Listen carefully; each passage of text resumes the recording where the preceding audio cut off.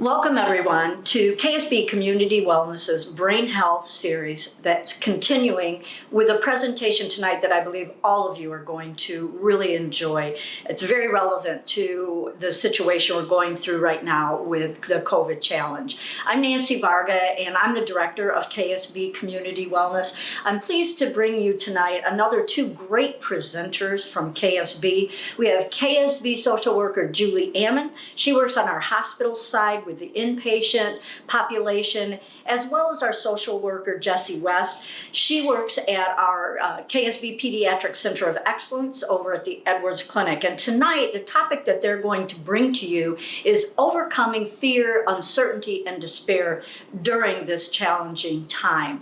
Again, Julie will speak to the population, that's the adult side, and Jessi West will bring her perspective on the adolescent side of things. Now, before I turn it over to them, I do want to remind you that this Brain Health series is ongoing. We began it in February. We've tried to do something every month in spite of COVID hitting us, and we've done pretty good with that. So look for us to bring you something again in September.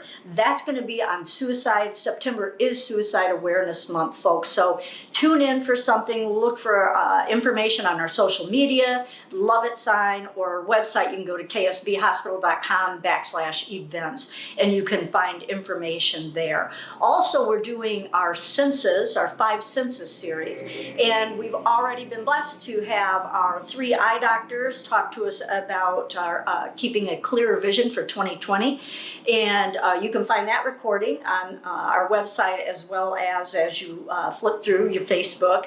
And we are going to, in August, on August 25th, be bringing to you Dr. Ritz. He is the KSB ear, nose, throat specialist, and he's going to be talking to us about those dreaded allergies that we used to only experience during spring and fall. For some reason they've followed us, at least me, all year long. So tune in for that as well. Again, you'll hear about all of these great events through KSB Community Wellness in partnership with the KSB Foundation on the social media, on our website, or on the Love It Center sign. Now I'm going to turn it over to Julie and to Jessi.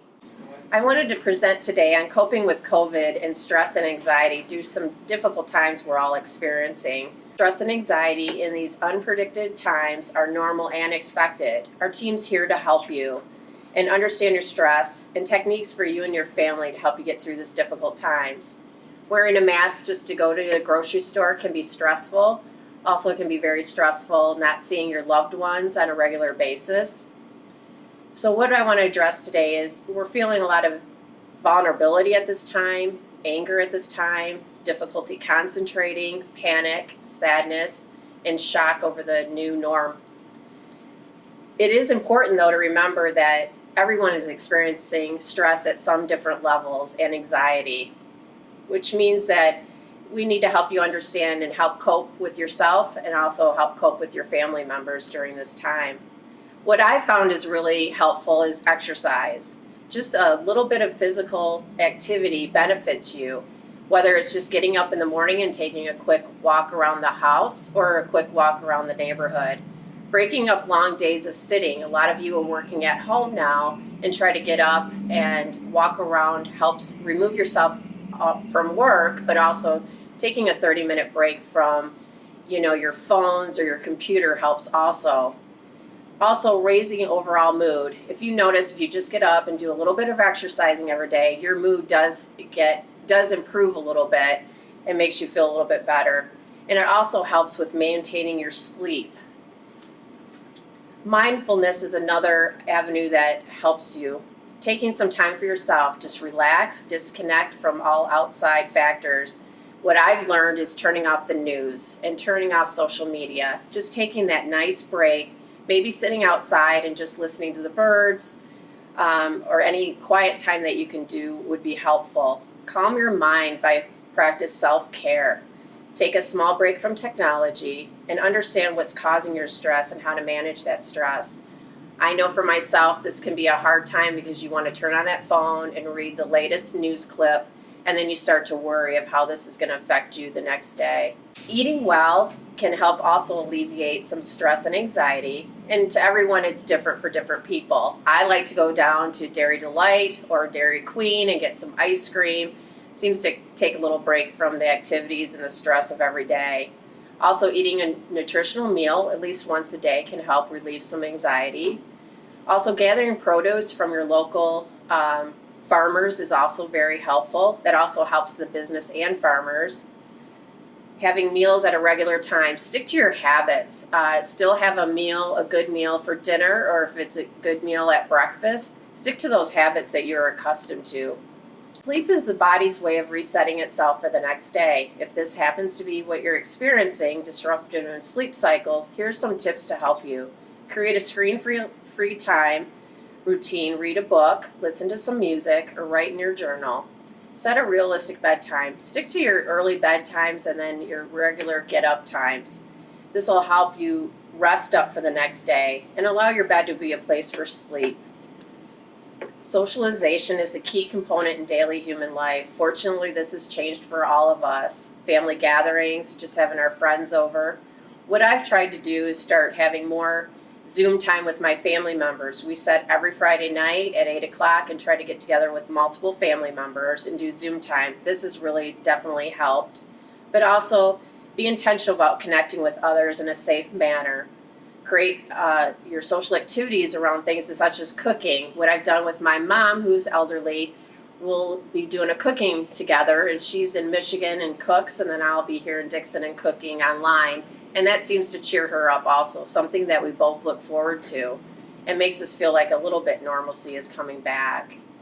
Stay positive, keep moving forward. Giving yourself time and space to process events is the best way to help you understand and cope with everything that's going on. Try not to focus on the negative at this point and try all the coping ideas that I have talked about. We can help get through this together. Hi, my name is Jessi West. I am the pediatric social worker at KSP Hospital. And so now we're going to switch gears a bit and talk about kids and anxiety. And though I'll be addressing kids specifically, the issues that I'll be talking about apply to people of all ages. To begin with, let's address what things kids and teens these days are stressing about. And well, actually it's a lot. Going back to school this year, everybody is concerned about what that's going to look like, whether they're going to be doing, in-person school all the time or doing, part at home, part at school, or even switching to homeschooling. That causes stress and anxiety in kids. Also following the new safety rules, having to wear masks in public, washing hands a lot more, and then also being concerned about other people not following the safety rules is a concern for kids and teens. They're also concerned with getting COVID themselves or bringing it home to their families. Another biggie is body image that kids struggle with, whether that's I'm too fat, I'm too short, I'm too tall, too skinny, too ugly, I don't look like the person on Instagram that is a model, that sort of thing. Another anxiety stressor for kids is belonging. Everybody wants to feel like they belong to a group, and now with everything with COVID, they might not be going to school with their friend group, or if they're at home, not having those other friends to be around, and so just stressing about that whole belonging. The future, that's a really big one for right now, the fear of the unknown. Nobody knows what to expect, what's coming next. Are sports going to happen? Is homecoming, prom going to happen? What about my senior class trip or graduation? Everybody's saying this is not the life I ordered. What is this going to look like? And things are not the way I expected them to. So a lot of anxiety and stress that our kids are dealing with these days. So what we can do to help our teens and kids become aware of their anxiety symptoms is to first recognize the bodily symptoms of anxiety. Our bodies are really amazing in that they are programmed to be our natural alarm system. This is also known as that fight, flight, or freeze response. So body responses can include many things, all the way from our head to our toes, whether that's fuzzy thoughts, racing thoughts, having angry eyebrows, frowning face, sweaty face. People feel like their heart is racing. Some call it butterflies in their stomach, though they're the nastiest butterflies I've ever felt before in my life. Other people feel like Their legs are ready to run, things like that. Other people feel restless or lack of concentration. Some people sleep a lot, others don't sleep at all. People are irritable, different things like that. So when you notice your teen having these symptoms, say for example, if your teen is pacing around, say, I see you're pacing, is there anything that's troubling you? And let's talk about that. Helping your teen become aware of the way their body is feeling is a great way to start that conversation with them, to help them understand that they are anxious and then work through whatever is causing their stress and anxiety. So there's a chain reaction that occurs in each of us with every situation we experience daily. Every action we take is a response to something that happens to us, and these are called trigger events. So the example I use with the kids that I work with is picture a Nerf gun. So what's the trigger on a Nerf gun? It's the spot where you squeeze it, and then what happens? A reaction happens and causes that Nerf dart to shoot out the other end of the gun. So the same thing is true with trigger events that happen to us. Something happens and then it causes a reaction farther down in each one of us. And so our responses can be either good or not so good, and they cause us to think, feel, and respond or act in a certain way. And these can be good or bad. So an example would be that your teen receives a bad test grade in math. This might lead the teen to think they're not good at math, makes them feel really stupid, and then they're completely bummed out the rest of the day. So that's one way of looking at it. Another way to respond to that trigger event would be for a teen to be like, all right, I messed up on this test, but I'm going to study harder and do better on my next one. So they walk away feeling somewhat confident and better able to handle their day and not be completely bummed out the rest of the day. So the trigger event here was the negative or bad test grade, right? And helping your teen to understand how they think is important so that they can understand that they are in control of how to think and respond in every situation that they are facing these days. Anxious or worry responses to trigger events are often because of automatic negative thoughts that we have. So picture a marquee sign, the ones with words constantly scrolling across them. Our minds are the same way. There's always thoughts scrolling across our minds. So if we don't take control of what we are thinking, the thoughts can veer to the negative side and become a runaway train that is out of control. Another way to define these is, as the picture shows, thinking traps.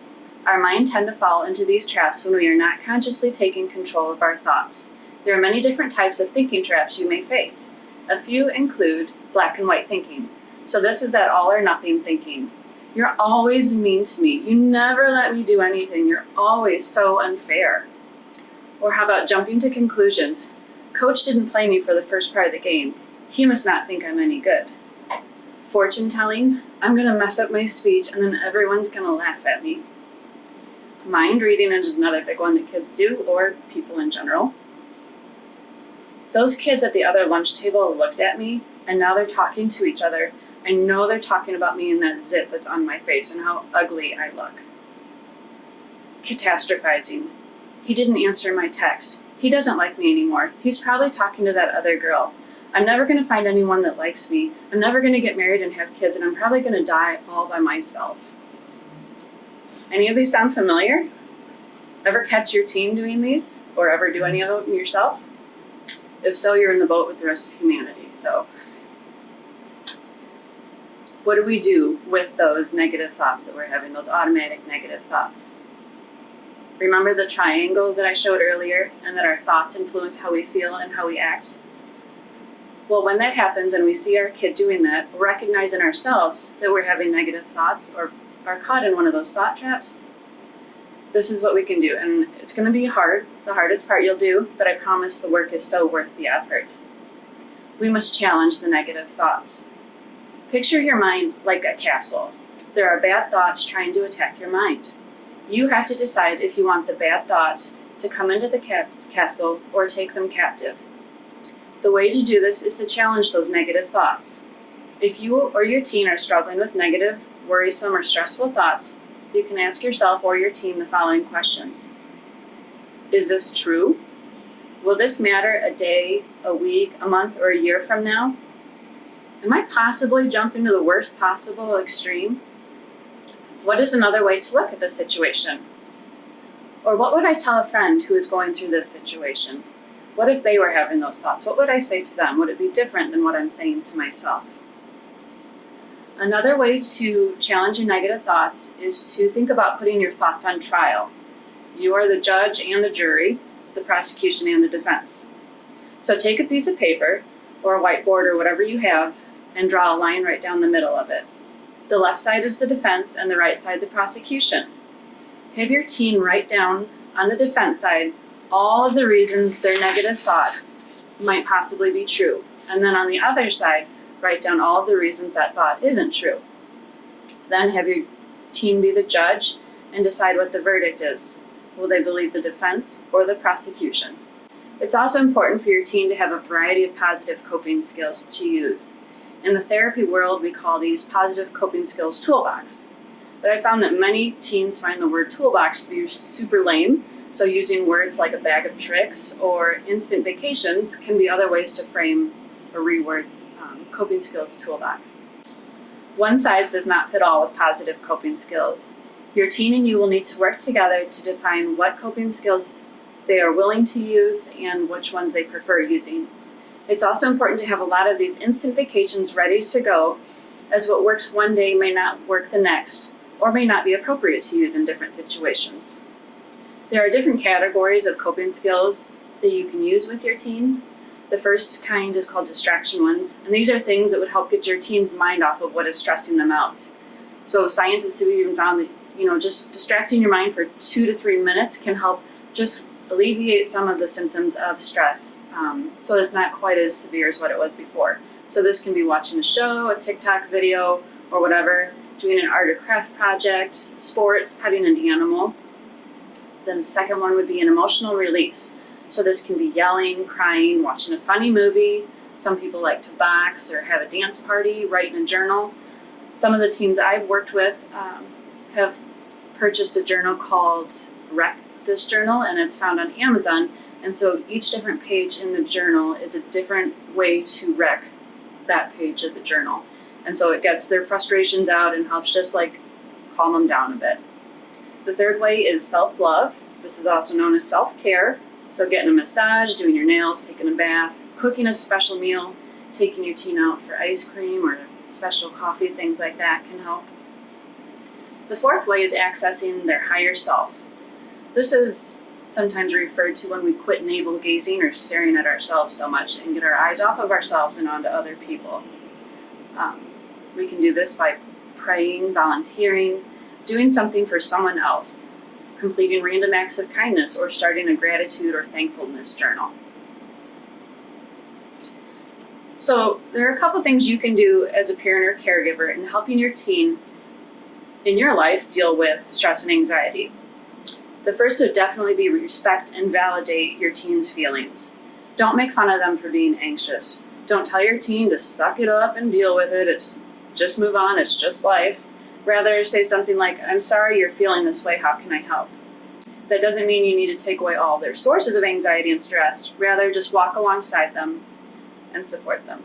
As adults, none of us like having a boss, a coworker, or anybody else constantly harping on us, reminding us of every time we've screwed up and yelling at us, or in general seems to go out of their way to make our lives miserable. We want to avoid them as much as we can at all costs.